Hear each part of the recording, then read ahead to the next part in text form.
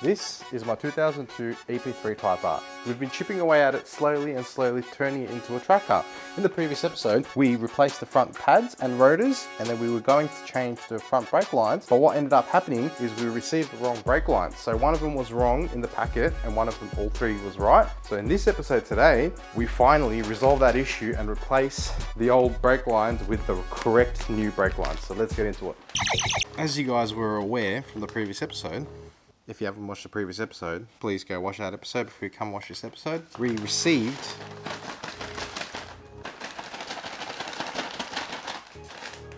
God, this is when you need two hands. Yeah. We received one incorrect brake line, which was not going to work, didn't fit. This one now, they're all the same. Everything's perfect, ready to go. Hopefully it doesn't give me any grief because I've been waiting over a week for them. The car's been sitting on jack stands for over 2 weeks. I finally have the Supra outside so we can actually do it in a bit more comfort rather than squeezing ourselves in between the two cars. I've already fitted one, pretty simple. The way you do it is essentially hook it up onto the hard line, put the clip in, put the mounting bracket that holds the brake line in, and then essentially just put the banjo in with the two washers and you'll be sweet. Now let's go to the time lapse.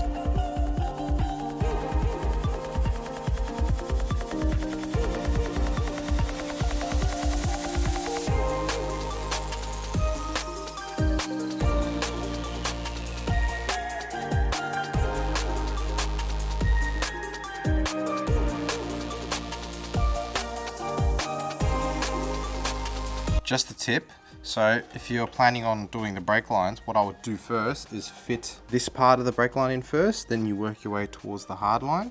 So what it does, it sets the brake line in a specific position for it to, sit naturally, and then tighten this a little bit just so it sits there, and then you'll be able to spin this around and work its way whatever way it needs to, and then tighten all the bolts, and then you should be sweet.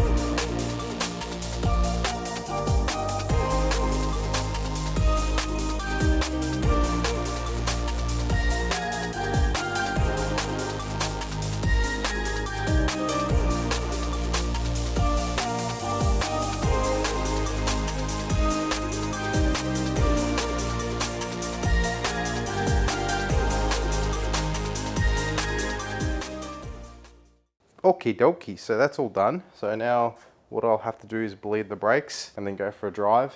We'll see if I have time today or not because I've got to do adult things and go shopping and shit.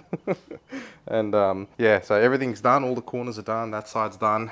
It's amazing how quickly shit happens when you don't have any issues. So this was done in less than like 20 minutes. So this side's done. All 4 corners are done. And we just have to bleed the brake. What I'm using to bleed the... Oh, God.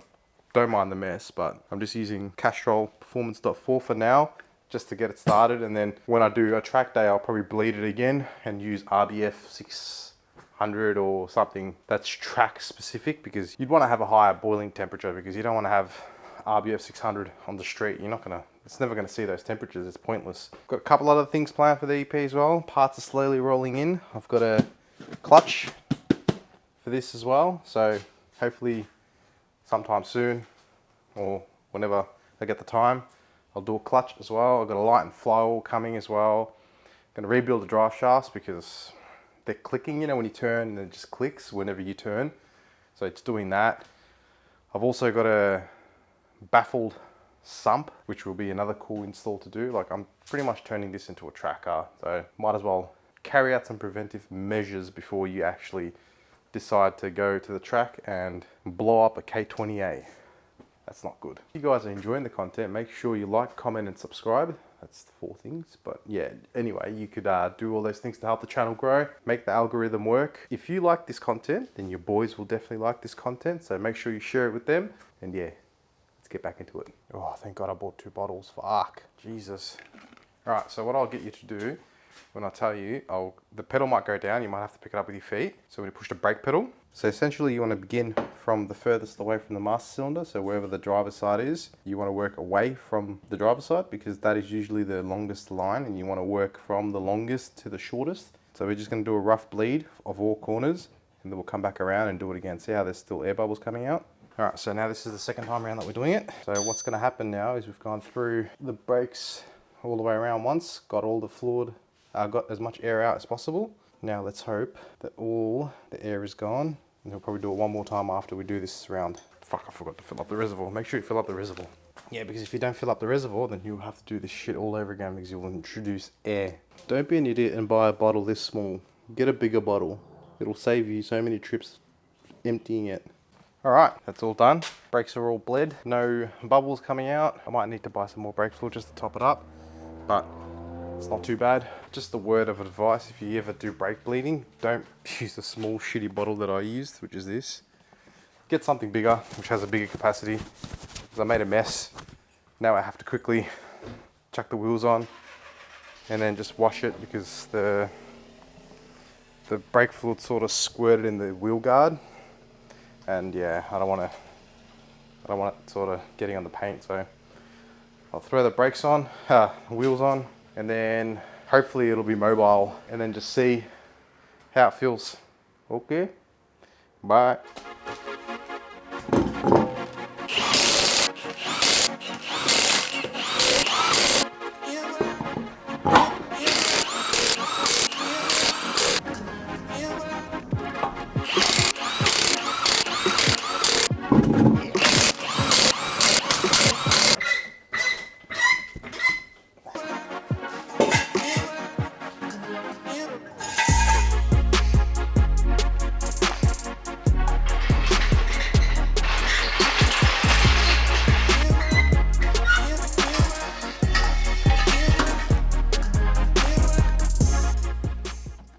Alright, let's see how.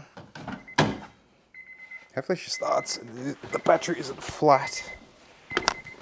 Ugh.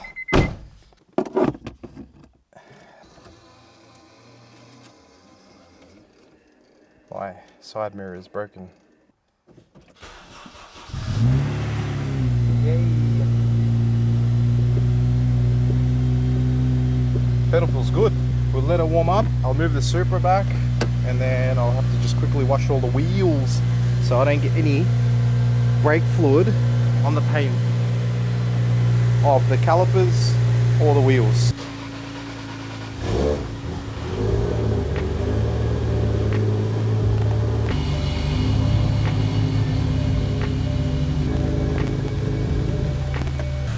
Fuck, this shit's hard work doing everything by yourself. Alright, let's move this bad mama jammer. See if she stops. Keep you guys there. Hopefully there should be nothing under the car. We'll find out. Oh shit. Brakes definitely work. Yeah, it feels like it needs a bed. I've got to bed the brakes in.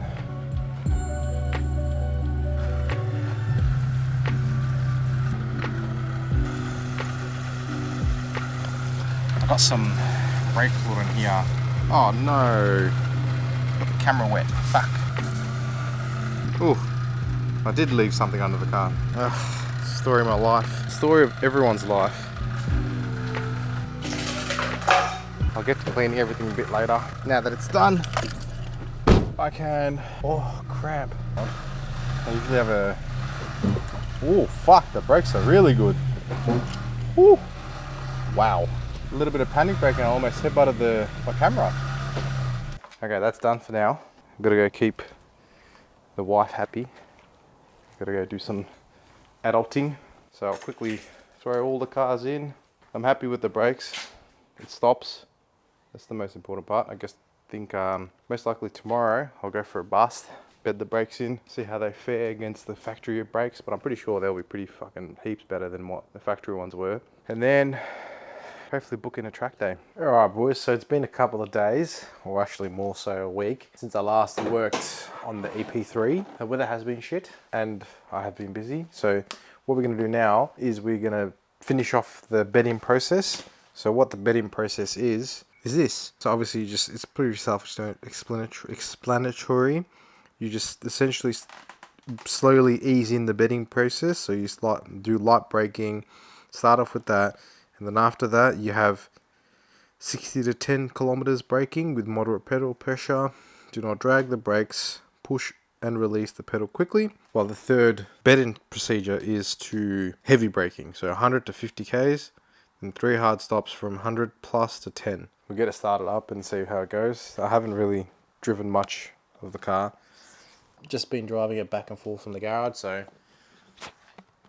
interesting to see how it will perform. So first initial thoughts, man, the pedal feel is fucking so much better. Like it's the brakes were good, don't get me wrong. Like the standard EP brakes were really good, but there's no sponginess. Like the sponginess has subsided. Like it doesn't have that initial sponginess and then it clamps. It's like, yeah, it's really good. Just easing onto it, it's not bad. Can only imagine how good it would be once it warms up. Fuck, man, these brakes feel I don't know if it's placebo effect, but these brakes feel fucking fantastic. Definitely does feel good to drive this car again. Fuck, these brakes are bitey as fuck.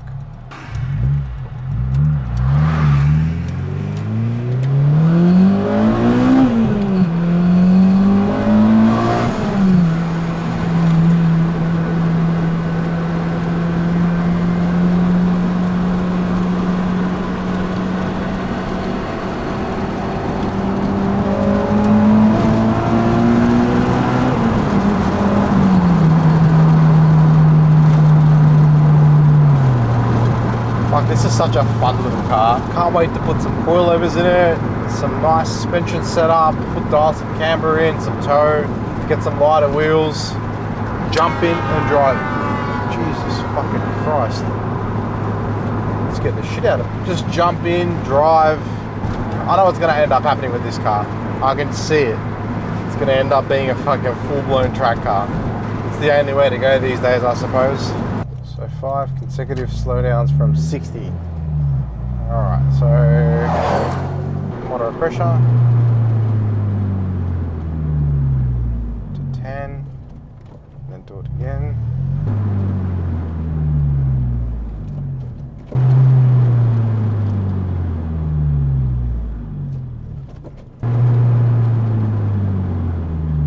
That's 4. The next will be heavy braking.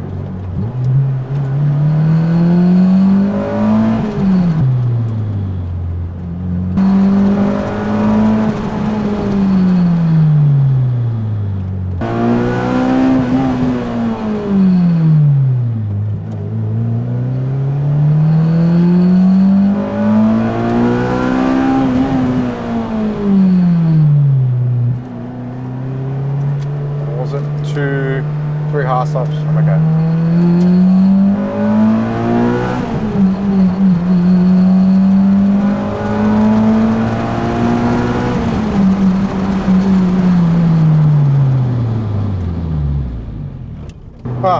Supposed to be 10 to 20 seconds intervals. I've done them all back to back. I'll do that real hard stops with a little bit of cool down.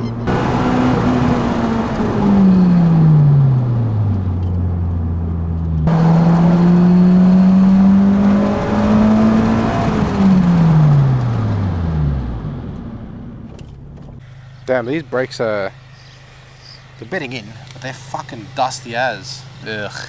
Oh well, see what happens.